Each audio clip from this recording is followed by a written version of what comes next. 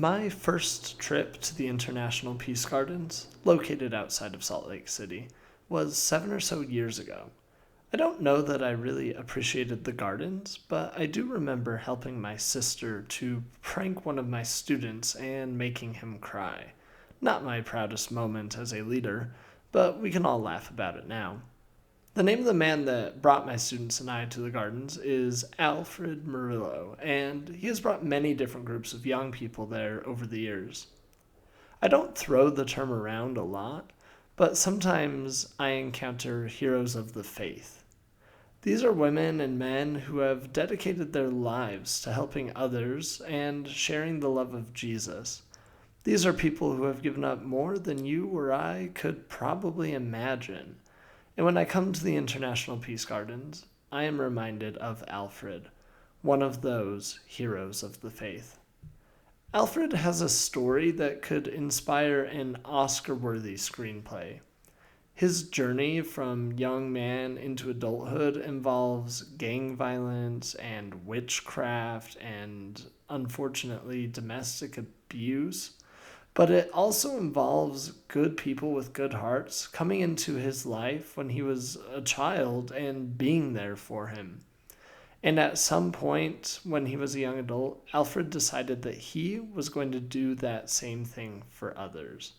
And so, Alfred came to Utah and dedicated his life, his every single day, to ensuring that other people's needs would be met and that he would be there for them the way that others were there for him when he was young.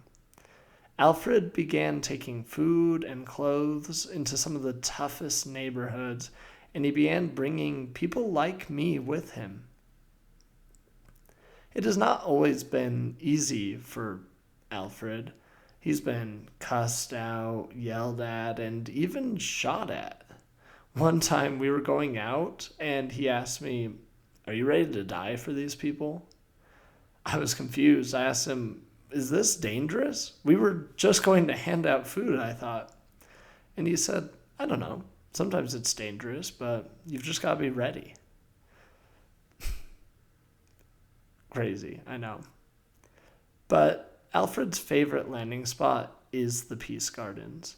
When he brings us there, he always tells us this one certain story. In that same neighborhood where the Peace Gardens are located, just up the road, there was, more than 20 years ago, a drive-by shooting. The attackers missed their intended target and ended up shooting and killing a little girl on her birthday, in her birthday hat and dress and everything. The community was devastated. And that was Alfred's neighborhood, so he was devastated too. But he shares this story with us for a reason.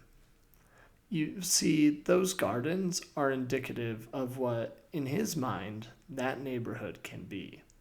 West Valley City is one of the most diverse cities in Utah. In fact, it's actually a minority-majority city, with about 100 different languages being spoken within its borders. And in the gardens, there's also diversity. There's different countries being represented throughout the landscape. And in the gardens, there's peace, and there's honor, and there's respect for the different nations and their different gardens. And Alfred is just crazy enough to believe that that peace, honor, and respect is possible outside of those garden walls, too. And so, every day, Alfred drives all over Utah, delivering food to those in need. He makes deliveries all the way from Sandy to Brigham City. And he empowers others to create their own organizations and realize their own dreams for their respective communities as well. He travels around and plays soccer with kids in the park, organizes luau's for different Pacific Islander groups, and visits prisons and coaches a golf team full of girls from all over the world. The man does it all.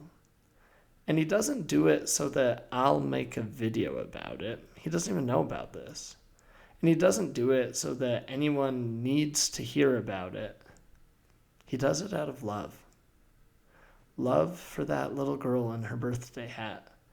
Love for the boys from his hood in San Jose that never got out.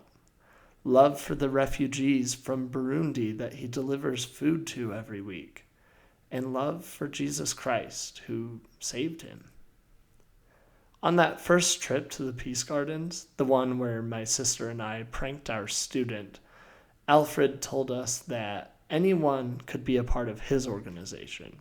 At the time, his organization was called the Dream Center of Utah. And so my sister, 14 years old at that point, traveled around saying, "I am the Dream Center," as sort of a half joke. Well, in January of 2021, Alfred helped my sister start a nonprofit of her own called Utah Neighborhood Connection. There's actually a link in the description if you want to get involved.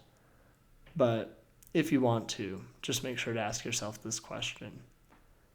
Are you ready to die for those people?